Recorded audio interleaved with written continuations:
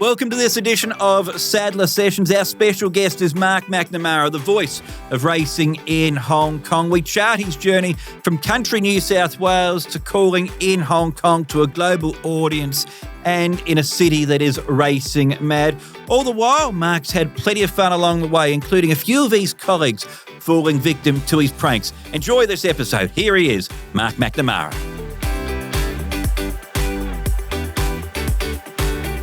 Mark McNamara, thanks for joining us. Sadler Sessions. You've been part of a few Sadler Sessions of a different kind lately. It's good to have you on the podcast version. How are you?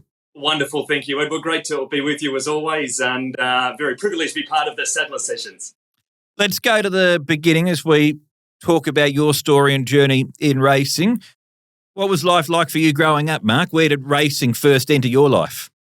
Channel 9 Wild World of Sports on a Saturday afternoon, Ed, with John Tapp and Kenny Callender, when you get the daily double from Rosehill or Randwick, and they'd cut from whatever they had on the Wild World of Sports. And my dad used to love going to the races on a Saturday afternoon. He was a fireman, so it was dependent on his shift work. And if he wasn't working on a Saturday, we'd tend to go to wherever the race is on, and just grew to love the sport. And I think it was the colours of the jockey silks that really were the attraction, and it's not changed in whatever it's been, plenty of years since, almost 50 years since. Getting into race calling, such a niche field, how did it all start off for you there, Mark? I happened to be at Randwick on a Melbourne Cup day, skipping school again on a Melbourne Cup day, and got talking to a guy out there that was doing the numbers on the bottom of the screen, and he said, "What do you want to be?" And I said, "I'd like to be a race caller." He said, "Well, there's this spare box at Harold Park Trots, so come along and see how you go." So I went along that Friday night and called Harold Park Trots into a tape recorder for a while, and got the job calling the trials at Bulli Trials at the Trots, and it just went from there. That led to some non-tab meetings, which led to a job in radio straight out of school, which then led to that job till I was 29, 30, 10 years in New Zealand, 6 months back in Australia, and heading up towards 6 years in Hong Kong. So it's been quite a journey, but it's been a great one. All right, that's the end of the podcast there. We've got the life story, Mark. Now we need to we need to flesh this out. So first call, we had Matt Hill on this podcast a few weeks ago, for instance, and he spoke about his first meeting was at a place called Poon Carey, where the call of the year before had been the local publican until he got booed off stage. Where was your first call? Trots. It was Nowra non-tab Trots. So a horse called Testaccio, driven by Greg Bennett in dark blue with a white diamond sash, was the winner of the race. He was trained by Darryl Kell. So that was the first. My first gallop call was at Maruya. It was a non-tab meeting, which is sort of 4 3/4 hours south of Sydney. I actually can't remember who won that race, but they had 6 races, and they said to me, "If you're doing okay job, we need a race caller again next month. We'll see how you go today. If you go okay, you can come back." So fortunately, the President's Horse won the 7th in a photo, managed to get the photo right. So that got him on side, and we got back for another go at Maria. So it started around the bush, and that's the way it was back then. You cut your teeth driving to all sorts of weird and wonderful places, commentating from all sorts of different broadcast boxes, and some good, some not so good, but yeah, they've been the first 2. So one of my first was a place called Poon Carey, a bit like Matt, where literally the floorboards were falling out from under my feet as I was calling as the day progressed. What's the strangest or most unique vantage point that you've called from, or that you were calling from in those early days? Probably Eugowra Trots. I did a lot of trots when I was younger, so I know this is mainly a gallop podcast, but without the trots, I wouldn't be where I am today. So Eugowra was open air. It was out on a balcony, a ledge. It was dusty, so you wouldn't wear your best clothes because you get covered in red dust. But there was something about being outside. The poor broadcast boxes are something else. Cessnock Gallops used to have this stuff on the ladder on the way up, and it was to get grip on your shoes. But if you hit your can of Coke on it, it split open. So you end up half the time covered in Coke on the way up before race number 1, because it only had to touch it and it split. But they're all unique. They've all got something. And if they could talk those commentary boxes around the world, you'd have a series of podcasts. You had some stories you probably could tell, some you couldn't. But gee, they have some stories to tell amongst them. Yeah, well, I reckon that'll be the same for this podcast. There are stories we could talk about away from the microphone. I'm hoping there's a few that we can share on the microphone here. Getting that first job, that big break, is the hardest part, I think, in getting into broadcasting. Yours was for 2KY, as you said before, straight out of school. How did that all happen, Mark? Yeah, I sent 2KY a tape and a demo, and I've been pestering a few of the race callers, sort of coming through, just trying to get a bit of an opportunity. So I sent them a letter. I sent them some tapes. They got back to me a week before my end of school exams and thought the interview went all right. They said, go home, study up, do your exams and see how things go. I went to the races on the way home. I thought, don't need to worry about the exams. Failed school miserably because I didn't study and didn't hear from them for about a month. So working at McDonald's at the time, thinking I'm still going to be flipping burgers forever, Big Mac's cheeseburgers. Luckily, they rang and offered me a cadetship, and that taught everything in radio, newsroom, behind the scenes, the technical stuff, the on-air stuff. It was the best grounding you could have because radio is the best grounding you can have because it's immediate, it's live. You do it all yourself. You don't have a director. So to get that as an 18-year-old was really the perfect start. Are you a Big Mac or a cheeseburger man? Both. Both. Yep. Can't go wrong there. What about I still eat Mac 3 years, but still eat it. Yeah, it's always good stuff, particularly on that walk home from Happy Valley, as I know well. Working at 2KY then, who were you working alongside of? Who was an influence in those formative years for you there, Mark? All sorts of people. Les Mead was the guru. He used to host afternoons on a Saturday, and you listened to him growing up. He was this mysterious man that no one knew too much about. And then he actually extended into doing weekdays, and he was the man. What you saw from Les on air and off air were two completely different people. Loved a joke, loved to wind up, smoked like a chimney. You knew if you were calling a race and there was a delay, he'd sneak out for a smoke on the roof. And if a horse wouldn't go in, something would happen. If you crossed back straight away, Les would have to run the 20 metres from the roof to get back on before the dead air. And he'd give you the greatest good-hearted spray ever. So he was just an icon and a great man to work with. So spent 13 years, am I right in thinking, at 2KY before New Zealand came up? Yeah, about 13 years and then, off to New Zealand for 10. Why did you decide to take the job in New Zealand? I loved harness racing, and the New Zealand Cup was massive, and there was a place over there called Kaikoura, which is by the bay, and it's the bluest of blue waters, and we used to bet on that meeting once a year, and that job came about in pretty tragic circumstances. Darren Taekwin, who was the Canterbury, which was the job in New Zealand that came up, was killed in a car accident. I started to think, wouldn't mind having a go at that job, but how do you approach asking for a job where someone's just passed away? Must have written 4 or 5 emails before I finally delicately approached. Went for an interview after a meeting at Menangle one night, got the job, flew over, they showed me around, and it was calling gallops and harness. So it was the best of both worlds, and it included jump racing. So you had hurdles, you had steeples, you had grass track trots. It was just a mix of everything. It was a great balance and was something that taught you so much. Calling a jump race is one of the hardest things. Calling a race is pretty straightforward. Concentration is the key. But calling a jump race, that's something else. 3 sets of eyes. You have to try and focus on the leader as it comes to a jump. Watch them stream over, get back to the leader again. There might be one 50 metres away at the tail. It's a really, really good challenge, and you learn a lot in that 4 or 5 minutes. Do you enjoy those sort of challenges? I do. I like the challenges of bad weather, a close finish, a blanket finish, just something out of the ordinary that really tests you, because calling a race is the same routine. You call what you see. You call the first horse, you go back to last, you try and add a little bit in pieces. If it's raining, if it's foggy, if you can't see, if there's 5 across the track and you're trying to line them up, that's when you really have to switch on. And perhaps it's like an air traffic controller. When the weather gets bad, that's when they really earn their money. When things go different, that's when you need to paint the picture a whole lot better, because on television, if people can't see, it's like the days of radio where they couldn't see. You need to paint the picture of what's going on. Are you unique in that respect, Mark? Because a lot of callers that I talk to, they don't want a photo finish or bad weather or anything like that. I'm a weirdo, so definitely. Yeah, the bad weather one's fun because if you can't see, no one else can. So have a bit of fun with it and enjoy it. Your photo finishes a nice 5 horses across the track at 50 metres is good.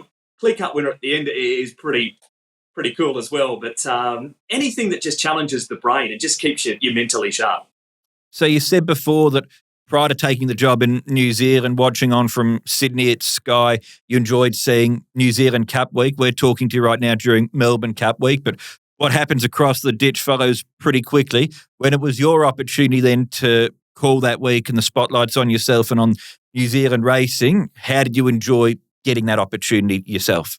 It's a mongrel of a week, to be honest. It is so busy. It goes Saturday to Saturday. There's something like 70 races across 2 codes. So it goes Saturday, Tuesday, Wednesday, Thursday, Friday, Saturday. And by the end, it's just being out and the concentration that tires you out. It's a wonderful week for a racing participant. It might not be as good as what it was because they've tightened up the alcohol laws and put caps on crowds and things like that. But it's for a racing purist week. It's a very underrated week. You don't hear much about it. It's never going to compare to a Melbourne Cup or a Hong Kong International Week because it just doesn't have the profile. But for the locals, it's something for everyone. The biggest day for the trots is on the Tuesday, and the biggest day for the gallops is the Gallop Cup on the Saturday. And it gets, if not the biggest crowd of the week, one of them. So they just back up time and time and time again all throughout the 5 or 6 days. Have you got a favourite call from that time in your career, particularly from that week? Tiakau Shark winning the Copeland's Mile. Massive Cronulla Sharks fan, and Paul Gallen was there that day. Former Cronulla Sharks captain. He came and watched a race earlier, and there's a side note to the story that one of the other owners of the horse, Steve Mace, hadn't seen him for years, but he and myself played under-10s soccer, football, and here he is with this horse and now chairman of Cronulla. So that's very much a favourite one. To be honest, Ed, I can't remember a horse that won the last meeting I've called, let alone going back to that time, but Tiakau Shark, he was a pretty special horse. What about for a time to be in Christchurch? You were there when the earthquake happened in 2011, something that still has an effect or had an effect on that city to this very day. What was it like to be living through an event like that, Mark? Oh, it's indescribable because as much as the shaking is bad, there's a noise that comes with it. It has like a seismic wave that comes through the ground, and it sounds like a truck or a train's going to rumble into your house. There was 2 massive ones, one at 4:35 in the morning, and then there's one that unfortunately killed all the people. But it was also the aftershocks in between. It was constant, and you never knew when it was going to happen because they can't predict it. And it's even today, and we were lucky during that time. There was no damage, didn't lose any loved ones. But that noise, you'll hear a truck go past or a door roll, and you'll still tense up thinking there's going to be another earthquake. And you just feel for anyone that was affected by it because it wasn't supposed to happen in Christchurch. It was supposed to be on the other side of the South Island. Wellington was always supposed to be hit, so no one expected it. And if there's never another earthquake, Ed, it'll be too soon. Absolutely, yeah. Shocking thing to live through. You've lived through a few interesting world events. Let's come forward to the time where you and I got to know each other, Hong Kong. You moved there at a time where the coronavirus hits. You've left New Zealand in 2019, bit of time in Sydney, then come to Hong Kong. Bit of water's gone under the bridge now. We're 5-6 years on. How do you reflect on all of that, Mark? Because for you and for the world in general, there was a lot going on. There was, Ed. We had masks pretty much longer than anyone. And then you'd remember 6 p.m. everywhere closed. COVID came out at 6 p.m. You could go out in groups of 2, 3, 4. 6 p.m., everything would close. But you couldn't go anywhere. You had to do quarantine. And if you did get COVID in Hong Kong, they brought around this little bracelet to put on, and you had to walk around the house with it to monitor that you hadn't gone outside to set it up. So if you did go outside, they would know. There was quarantine facilities, which luckily you and I never had to go in. But it was just looking back now, and it wasn't just Hong Kong, it was everywhere. The overreaction to it, and yes, people died, but what people went through surely was worse than the actual effects of COVID. Even now when people get it, it's no worse than a cold. Yeah. I'm with you on that, and I sort of saw it from both sides, from the Hong Kong side, and then a trip from Hong Kong to Melbourne normally takes you 9 hours. Mine to come home after leaving the Jockey Club to cover work for racing.com took 17 days to go from Hong Kong to Melbourne. They were extraordinary times, but it's not my story. This is yours. What in the first place enticed you to take the Hong Kong calling job, Mark? I was doing Sky 2 nights and Sky 1 nights in Australia, and that was fine. That's the reason I moved back to Australia. I knew I was going back to the studios, but your old boss, my current boss, Lord Chalmers, rang on the way to Bathurst Trots one day and said, would you be interested in coming to call in Hong Kong? And thinking, okay, move back to Australia. I'm doing this. Do I move 9 hours away? Thought about it, discussed it, sat down with the pros and cons list, and then you look at Hong Kong racing and who's here and the racing itself and the big crowds, which was promised in that interview there'd be huge crowds to come and call in front of, and we were working behind closed doors during COVID, and there was like no false promises there. Yeah. So it was lied to by my current boss, but it used to be lied to by your boss, but that was a doozy. But that's the way it was. And then slowly things had opened up, and it's got back to what it was now. So to see from the days where it was empty to now a packed beer garden again at Happy Valley, it's most definitely been the right decision. And get to work with people like yourself, Ed, because part of working with the people was the fun of it. Yourself, Paul Lully, Tom Wood, it was all fun. And that was what work was all about. Certainly was. No, we had a lot of great times, and still on the visits have a lot more fun times together socially, or trying to mix a little bit of work in together. In a lot of jobs, you get that opportunity to find your feet, get the lay of the land, all of that sort of stuff. But you landed, late Feb 2020. You're calling the city's biggest race, the Hong Kong Derby, just a few weeks later, with an emerging star on the rise, Golden 60. Bit of a baptism of fire there, Mark. It's a terrible race call. It is absolutely terrible. Got too excited early, squealed at the end. It's one that doesn't get listened to a whole lot. It just makes me cringe every time I hear it. But would love the opportunity to do it again, because it was such a great race. Blake took off on Playa del Puente at the 600 metres. He was something like 200 to 1. And Golden 60, who was, as you said, the emerging star, he'd come through, he'd been beaten once leading into that, still had 3 or 4 lengths to make up at the 200 metres, and he didn't look like he was going to get there. So you've gone from the excitement of Golden 60 winning the race and continuing on. And as you said, it is the biggest race in Hong Kong. It's the race that all the owners here want to win. They spend a fortune on trying to find a horse to win the Derby. Golden 60 gets there by that much and denies Blake one of the greatest Derby rides of all time. It was a super race. Just a shame there wasn't a fitting race call to match. Oh, I think it was a really good call, Mark. Is that you, though? Is that you being your own harshest critic? Definitely. It's the one that really irks me. The rhythm was, the nerves weren't too bad. They were controlled. That was okay. It was just the rhythm and the build-up of the excitement just got too high-pitched too early. So it is what it is. It's done. Can't change it. But that just set him on his way, Golden 60, to race through that time where Hong Kong didn't get to see the best of him because they weren't allowed to go to the races. They still loved him.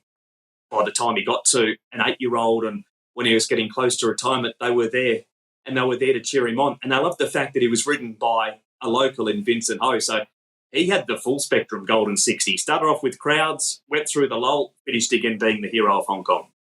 Now, that's the sort of time as well that you've obviously just come to Hong Kong. I've started working with you there. A colleague of ours from Sky also got in touch just to let me know leading into your arrival that if you handed me a script or a live read or anything like that, I needed to be extra careful. You've got a few people along the way with this, Mark. Have you got any practical jokes that you can share in a public forum like this? There's been quite a few in the time. Absolute pest, Edward, as you know. Absolute annoying pest of a person. Cassie Fay used to cop it at Sky and even in New Zealand when she was working there. Burst in with a fire extinguisher while she was about to go on air and record it. There's a few that I can't share. The poor old photographer in Christchurch, New Zealand, used to get it worse than anyone. I'd send emails out off his email when he'd leave his computer open. I signed him up for Jehovah's Witness and sent them round to his house. Yeah, I've done some terrible things to people. There was a guy at the radio station in Australia called Paul Langham. He could have got me on bullying charges this day and age. There is absolutely no doubt some of the things that I did to him. I put signs on the side of his car offering him services as a stripper and that sort of thing. It's gone from the days of where it was a grey area back then to probably would be classed as bullying now. So I've had to pull things back in a little bit and just pick on people I don't work with. So HR now, you don't have too much to do with them these days? No, fortunately, haven't heard from them for a while, which has always been good. You'll get an email about HR has been in contact, but it'll just be terms and conditions, so that's a relief. But you do get an email from HR, the heart rate does go up quite a bit. Paul Lally gets bullied a bit now because he's an easy target. He takes it okay, but he might not like this story, but anyway, he had a horse it goes all right in New Zealand, him and some owners, and they'd fielded some offers for this horse, and he was all buoyed, so happened to make a fake email under the name of Larry Tam, bloodstock agent, offered him all this money for this horse, and he was very, very excited. Wasn't so excited when he found out the email had come from myself. So, you need to be careful. What was his response when he found out that Larry Tam was actually Mark McNamara? Yeah, he went dog for a while, didn't talk to us for a little bit. We're all pretty good after that. He takes the joke okay and he gives as good as he gets, so there was no remorse. There's a lot of colour then in your characters we're seeing here, but in race calling, you've also got to be accurate. You've married the two together in your calls. Hong Kong's a unique environment where punting is such a big thing. The pools in Hong Kong, as we see through our sponsors as well, the World Pool are bigger pretty much than anywhere else. How have you gone about striking that balance with your calls, Mark? You had to pull the colour in a little bit, Ed, because you could get away with a lot more in New Zealand in both codes in Australia than what you can here. As you said, it's very straight down the line here. You can push it to an extent, but you can't push it too far. And then it's all about punting. The thing that noticed is the start of races, the angle of the camera of the start is pretty much halfway down the home straight. So the angle you see on television, the angle from the broadcast box are completely different. So something looks like it's jumped well on the inside, but looks like it's missed the start on television. Won't be going to the television to start calling, but there is that. Then there's the angles of the finish. Sha Tin's not great. It's okay. Happy Valley's horrible. Tom on a Wednesday night. That finish angle there, you've seen it. It must be 50, 60 metres prior to the post. Luckily, the big screen, you can look straight up and see it, but the angles in Hong Kong are wild. Happy Valley's one of the weirdest angles of all time because you're above the track, you're looking down, and they're very hard to line up, so you have to call them off the screen. But it needs to be accurate. It's the most important thing, and it needs to be just call what you see, not what you think is going to happen. So many people anticipate over the years that so-and-so is going to move 3 wide, but you don't know. There was an old guy that ripped into me not long after I'd started calling that don't anticipate, and it was the best thing that ever happened. Just call what you see in front of you. When you first came to Hong Kong, it was the COVID era, the behind closed doors era of racing. But fast forward, say, a couple of years, restrictions are eased. You're calling some Wednesday nights at Happy Valley where you've got the beer gardens thriving. There's 15 to 20,000 people there. You go to Sha Tin, we'll speak specifically about HKR soon enough, but Chinese New Year, you've got 80 to 100,000 people. The Derby brings a huge crowd, Champions Day. As a caller in Hong Kong, do you thrive off that vibe, that energy that's surrounding you at those two tracks? You definitely do. And on those big days, it's weird too because there's no real on-course caller in Hong Kong apart from the big race. And when it is, it's D, the Cantonese caller. And he whips the crowd into a frenzy. He's a legend. He has his own brand line and everything. Like the English broadcast team is small fry. We're this. He's up here. And he whips the crowd into a massive frenzy and gets them going. And it just lifts the day. And as you said, Chinese New Year race day, and they are jam-packed in there for what's in essence a run-of-the-mill race day. It's just a great day. And they definitely do. When they build it up, you can hear them cheering their local stars. And when they get fired up and something doesn't go their way, it's just as entertaining because they don't mind making their opinions felt, the locals, especially towards the poor old jockeys if they've done something wrong. You sit back and enjoy it and get the best view of it. But the beer garden's something else. That place, Happy Valley, on a Wednesday night, the band, the atmosphere, the light show. If you're a racing person and you haven't been to Happy Valley on a Wednesday night, it should be at the top of your bucket list. What about as far as your place in history, for want of a better term, goes, Mark, in that you look at the history of Hong Kong English broadcasting and it's changed now going from a British colony to a day and age now where very much your audiences overseas, commingling simulcast have got bigger and bigger with things like the Whirlpool, but you come after people like Jim McGrath, Terry Spargo, David Raphael, Darren Flindell, Brett Davis, to be in that category of caller that's been number one in Hong Kong. How does that sit with you? Yeah, it's quite an honour, Ed. There's no doubt about that. And there's some autographs. There are a few boys that have signed the box where the binoculars sit in the Sha Tin box. So you're always reminded about it. David Raphael's there. Darren Flindell's signature's there. Brett Davis has signed it. So it's never far away. And the list of names, Terry Spargo is just a legend of commentary. Jim McGrath and that magnificent voice that he had.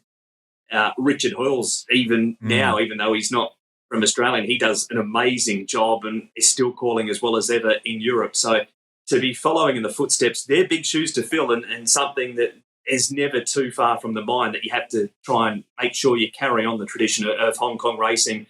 The David Raphael call, of course, will probably be rightly considered the best Hong Kong race call of all time.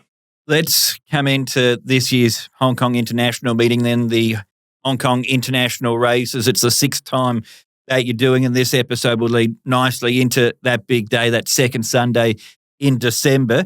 From your point of view, Mark, what's the work like leading into that day so that when it comes to that Sunday, you're cherry ripe, ready to go, ready to deliver 4 top-class Group 1 calls?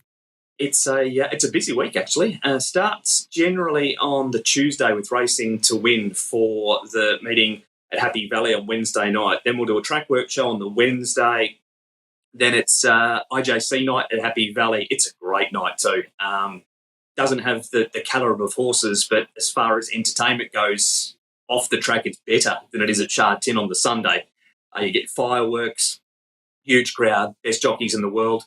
Thursday will be track work show again, and then the special later in the day, usually with Nick Luck and Graham Cunnington, which is good because they're so professional and know their stuff that being the host, don't have to say too much. You can just sit there and anchor it back and forth. Friday is a race-by-race preview. Luckily, racing to win's moved from Saturday now to Friday, so Saturday's a pretty quiet day, which is just we might go for a coffee, maybe a run, just a pretty chill day, and then up ready to go the Sunday and try and be in the frame of mind. Find out if I wake up in the weird sort of mood on a big day, it's generally going to go okay. If run-of-the-mill, jump out of bed, just straight line, hopefully it goes okay, but it's a bit of a worry. But if I get up and just weird and annoying my far better half, it's generally going to go okay. So if you're feeling that weird sort of way, is that all right? I'm on today. Here we go. Yeah, generally bad jokes, worse than normal. Bad songs, running around singing, full pest mode. It's generally a good sign. If it's not full pest mode, then there's a few concerns that I've woken up not the right frame of mind. I reckon one of your best Hong Kong calls, you can tell me if I'm right in thinking this way or not, Golden 60. He's 2023 Hong Kong mile. He's drawn the outside gate. He's the people's horse with spoken about that. It's known that he's coming towards the end of his career. When you deliver a line like that's not a whip, that's a wand, is that spur of the moment stuff, or is that something that you've thought of in describing Vincent Ho in that moment where you've got as well 60, 70, 80,000 people roaring for their favourite horse? Would love to say it was spur of the moment, but had that line for ages, a long, long time, and I just wanted to choose the right race to use it in. And then from 14, when he gets 3 wide with cover and then puts them away, the mind was, it has to be now. And it's only a one-time line. You can't go back and use it again. And thought, well, if I don't use it now, I don't know when I'm going to use it. So I guess some are planned, some are not. Just depends how the race plans out. And some you'll have ready to go and the race doesn't go how you think it's going to happen. You might have a line ready and the horse wins by half a head and you can't use it because you need to call the finish. So sometimes it'll just jump in and sometimes you'll have it ready to go.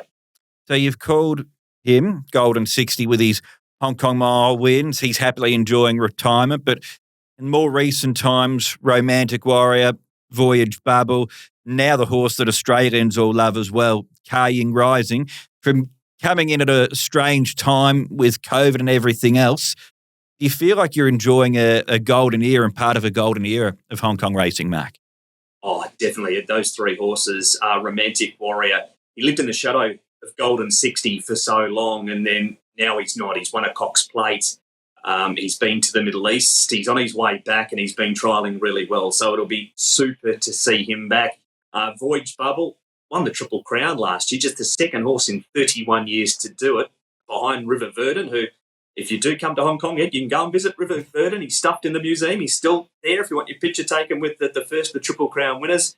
And Ying Rising, he's just something else. How they are going to ever beat him in Hong Kong is just unbelievable. And it's also amazing to think that David Hayes now has the second fastest 1,200-metre horse in Hong Kong in Tomodachi Kokoro, who came from Cairns and no doubt cost a carton of milk and a loaf of bread. That's the way they do business in the north of Queensland, apparently, Mark. It's indeed, yes. And maybe a packet of smokes. So Ying Rising, you described him as the Usain Bolt of the equine world. Planned or spur of the moment? Yep. No, I picked that one off David Hayes. He mentioned it in the week up. But, my girlfriend mentioned calling Ying Rising straightforward, and she's right because he wins by so far. It's just controlling the nerves and capturing the moment with him because he gets to the 200 metres and Zach's blowing kisses and easing him down. So he is not a hard horse to call generally, whereas Golden 60 would win by a narrow margin. So that'd really get the heart rate up and the nerves going. And the nerves are still there with Ying Rising, but they're 2 very different horses to commentate on. How do you go about controlling those nerves? It's got easier as you've got older. Take it one race at a time. Just try and focus on what you're doing. If you're not nervous, there's definitely something wrong because you should be nervous prior to a Group 1, be it the Vase, the Sprint, the Cup, the Mile, no matter what race it is, or even the group races, there needs to be some element of nerves. And the older you get, the more you do the job, the easier it is to control them. And you can use them in a far better way than when you're younger. And do you feel on a day like HKR Day extra pressure, given that this is Hong Kong's Melbourne Cup Day, Kentucky Derby Day, whatever part of the world you want to use the analogy for, this is the day where people who might not necessarily watch Sha Tin every Sunday, they're tuning in for this particular Sunday? Yeah, definitely. And again, it's your chance to deliver because it's like the grand final. You need to go up and put in a performance. And if you don't, it's a long time to wait to rectify it 12 months later. So you've got that one chance, or 4 chances in the Group 1s, but you've got to make sure that you do your best and you can go away at the end of the day thinking, I'm happy with that. I'm really happy with that. You don't want to walk away thinking there's 364 days now before I can try and rectify this again next year. So it's a day that the concentration has to be on more than any other. You criticised yourself before for your call of Golden 60s Derby. So in the years since, you've had these HKR calls, you've had Ying Rising, Champions Day, derbies, everything in between. Is there a call that you're particularly proud of from your Hong Kong time, Mark? Ooh, that's a good question, Ed. There's probably a few. The Ferrari against a taxi cab for Golden 60, that was a favourite one. It was up there. The boombox one, didn't mind that. Wasn't a. It was just a run-of-the-mill Class 4 where I doof, doof, doof when the boombox one. Just anything a bit weird like that. But there's been plenty. But like I said, I struggle to remember what won a race on Sunday afternoon, let alone going back. Golden 60 is always going to be a special horse because of the circumstances through COVID. Beauty Joy, Shake and Bake, because he was known as Talladega. That wasn't a bad one from you, Mark. Yeah, Ricky Bobby, Talladega Nights, Shake and Bake, Ricky Bobby, Beauty Joy. There's been some weird ones and some that I couldn't use that I would love to have. But as I said, I struggled to remember what won last week, let alone going back to several years ago. Away from racing, then, you're still pretty young, Mark, still got plenty of great calls left in you. I'm told one of your things you like to do away from racing when you're unwinding is to watch each night a place in the sun. Is that the dream, to one day retire overseas in a nice luxury place after you've finished up in Hong Kong? You have been talking to Olivia. Yes, I do love a place in the sun. No, the reason that enjoy watching Place in the Sun is because when Brian and Ruth from Bradford or Leeds get to Spain and want to buy themselves a brand new 3-bedroom unit, fully furnished with sea views for £40,000, and they get shown some of the most horrendous things going around, it just entertains me. So that's the reason that a Place in the Sun becomes a regular. If they've got a good budget, I may not watch it that night, but no retirement, no appearance on a Place in the Sun, not for me. What about any aspirations or goals or things you haven't achieved quite yet, Mark, that you'd like to? Not one that likes to think too far ahead. There's no real races that come to mind that you think, gee, I wouldn't mind calling that. I don't go on holidays and go to the races all that much unless I might go and catch up with some mates when I'm back in Australia in the off-season at the track. But, yeah, no, as I said, don't set too many goals and just see what comes up and where it goes, because never thought I'd be in Hong Kong. So, yeah, we'll just see where it takes us between now and retirement age. Okay, so on that, though, do you like to have that bit of separation between life and racing? Definitely. When I'm not at work, watch a lot of telly, Place in the Sun, massive rugby league supporter, and we'll sit and watch just about any rugby league game I can find. Bit of running, a lot of running. Been travelling quite a bit lately, loving travelling. Cambodia, Vietnam, just around Asia because it's so close, and wasn't able to do that during Cambodia, get back to Australia in the off-season and catch up with family. So, yeah, there's definitely a divide between the two. Mark, plenty more good calls, plenty of travel still to enjoy. Thanks for taking the time to chat to us here on Saddler Sessions. Looking forward to seeing you there for HKR 2025. Always a pleasure. I can't wait till December.